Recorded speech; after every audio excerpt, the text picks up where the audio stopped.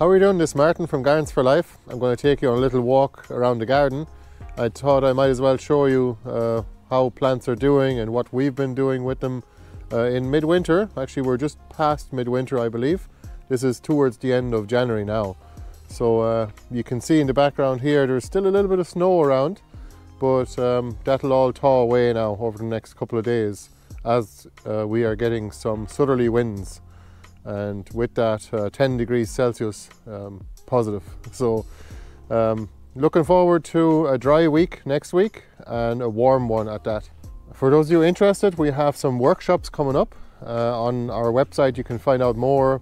There is a walk and talk which includes a detailed tour of our gardens and a homesteading workshop day again. Those have been the greatest success so far. But also we have a new type of workshop coming up, food preservation and food storage. So that's coming up also. So if you want to have a look at those workshops, just go over onto our website and you'll find all the details there. We also have a seed and plant swap coming up soon, and we're going to announce the dates officially. It's actually a community event, so it's free of entry. And everybody's welcome, even if you don't have any seeds or plants. But for more details, again, check out our website in a few days' time. So this is our larger garden. It's about an acre, and this is Jerusalem artichoke. This is two different varieties, and you can see we've already been digging up a few here, and we've probably dug up at least 2 or 3 crates worth from this little patch here, and you can see there's plenty more to be taken up. Well, we don't have to dig them up, we can just leave them there and they'll grow again next year. Let's take a look at this, how easy it is to actually take them up.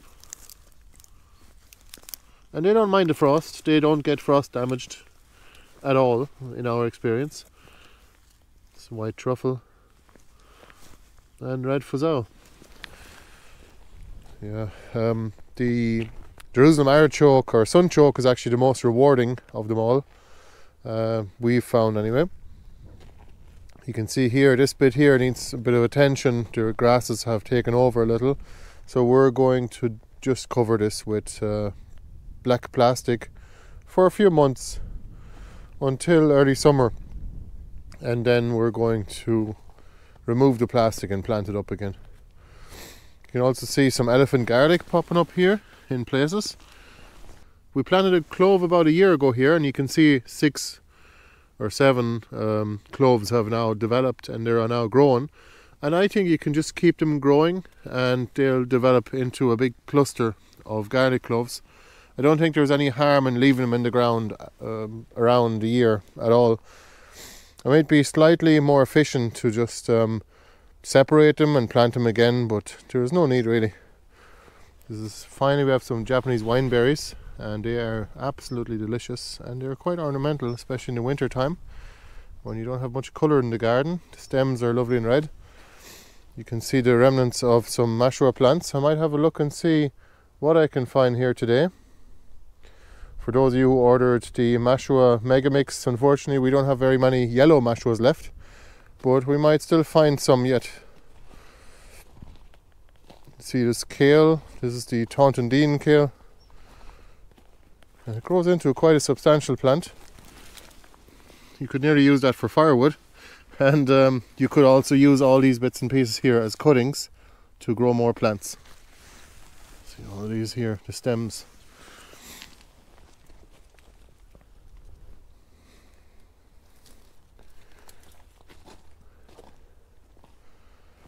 This is the red Russian kale. I mean, this is probably as sorry as the garden will ever look any time of year, and you'll find that it's only going to improve from here on in.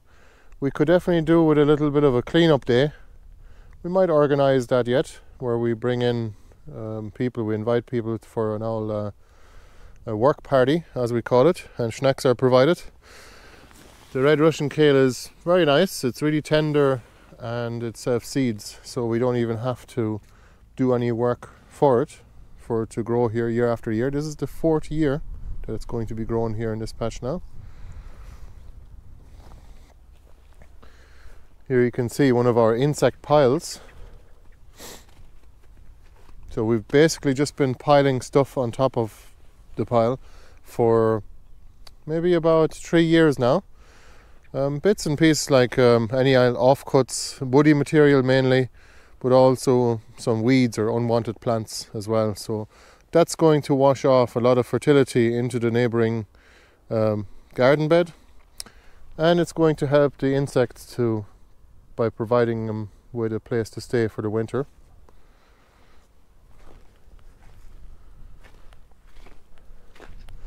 Again, here's some Jerusalem artichokes that have been dug.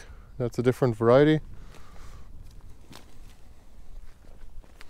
And over here we have our new project happening. For those of you who have seen our winter tour of the garden, you'll see everything covered in ice and a lot more snow than it is here now.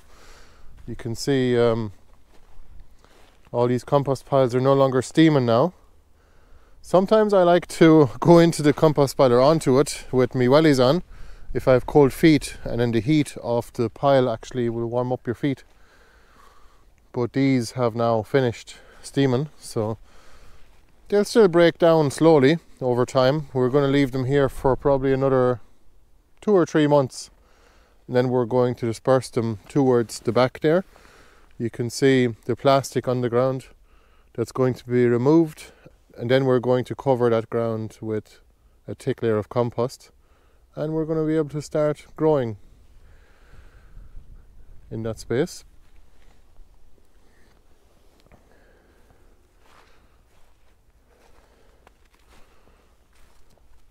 It's one of our nursery sections of the garden where we have lots of different plants all grown from cuttings in crates. I have a feeling we lost some of our rosemaries to the extreme cold. I don't think it likes -7 or 8. In the greenhouse, not much new. We still haven't really used the middle section, which was to be our little jungle, a perennial jungle. It is growing. There are things planted here. A number of berry bushes and also some figs, as you can see here. Now we removed the figs off those for now because we want the plants to grow more wood first, and they sure have, and it's really nice for them. Really nice to see that they have done quite well, even in this extremely dry environment. We don't have irrigation here, but we will be watering them more regularly, and we'll cover this area here with some wood chips as well, and some fresh compost first. Once you top off the garden beds or the grow space with some wood chips, it'll hold the moisture down as well. And this area is mainly just for when we have a workshop on, for example, just to sit down for a while.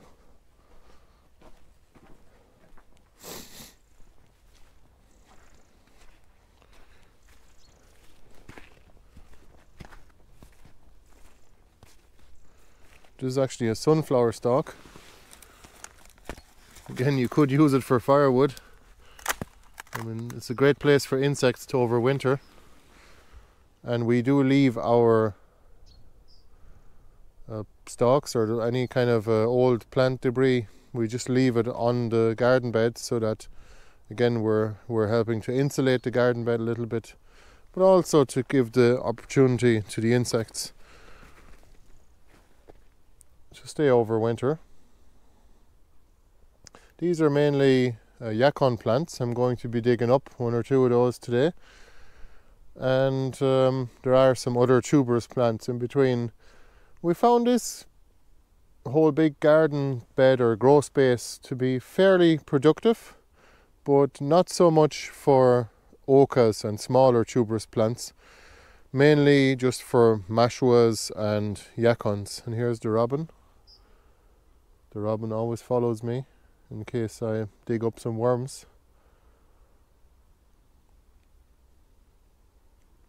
And we'll be planting more and more perennials in between too. We have done on the far side here. This area here is going to be a new area. We're going to cover this bit here in cardboard.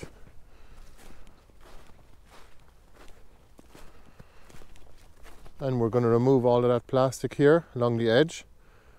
You can see it, well, kind of with the snow covering it. And we're going to just cover it in compost once we have the grasses taken care of and have smothered them fairly well. And that'll increase our grow space here on this side a little bit. Didn't get around to that last year. Definitely going to get it done this year though. One thing I definitely want to show you is this willow tree. This is only one willow tree that came out of a split branch at the bottom, and look at the amount of wood it produced. Every year we just cut it back nearly to the ground, basically about this height, and then it just grows like crazy. Every single year we get tons and hundreds of cuttings off the one tree, and it's great. It also provides us with a lot of shelter, especially in the late growing season, say late summer. And here are some new willows that have gone into the ground, so you can get an idea. They don't grow that big when you don't mulch them, but you can see here, I mean, they've definitely taken, and they're about 1 meter to 1.5 meters tall. But if I had mulched those now, they will go to probably about 8 feet in the first year, maybe more. And we're going to cover this grass in between with cardboard.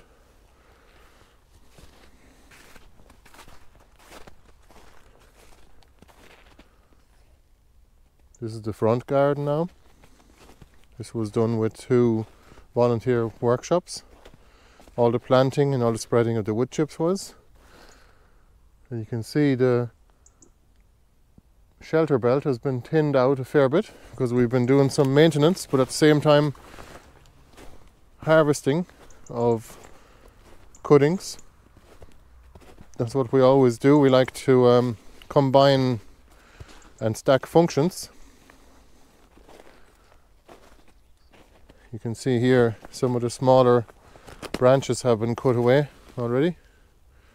You can see them here, and we're going to remove the bigger ones too once we have a place to put them.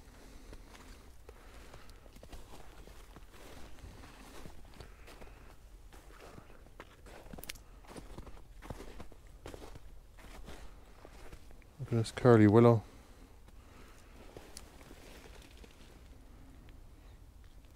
In the summer it looks even nicer, and especially in the spring when it has little leaves. Corkscrew willow. And look at this, this is white lilac from our house, and it's actually evergreen. And the leaves aren't particularly thick, but I don't know how it does it. You can see the shelter belt is still very much protecting the rest of the garden from winds, even though it's just wood, there's no leaves. But you can see willows are just a powerful plant in many ways. You could use the wood as stick wood or as kindling, and of course you can use them as cuttings as well. And in early spring you're going to get the catkins, which are the flowers of the willows. You can kind of see them here developing. And those will provide a lot of food to insects and pollinators, especially early on in the seasons. It's really important to do that. And of course you're going to get a lot of shelter from them too. That's the whole idea. We're getting a bit of privacy, but also mainly to block the wind to get better growth for our other cultivated plants in behind the shelter belt. These are the last few of these willows left. These are the burgundy willows. I don't know if your camera is focusing here. Can you see that? It's really nice. We also have a bit of red, golden red willow left. A lot of little berry bushes and all kinds of different perennial herbs. planted here too. You can see it here. That's a thyme plant. This is a gooseberry.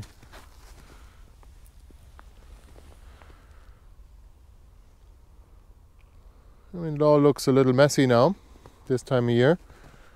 But that's normal because we are waiting for the winter to reset all of the plants, including our cultivated plants and the so-called weeds, or the naturally occurring plants, I should call them.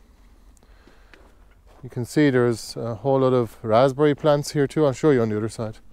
This is a sea buckthorn. This is actually a male plant. You can see has these knobbly things.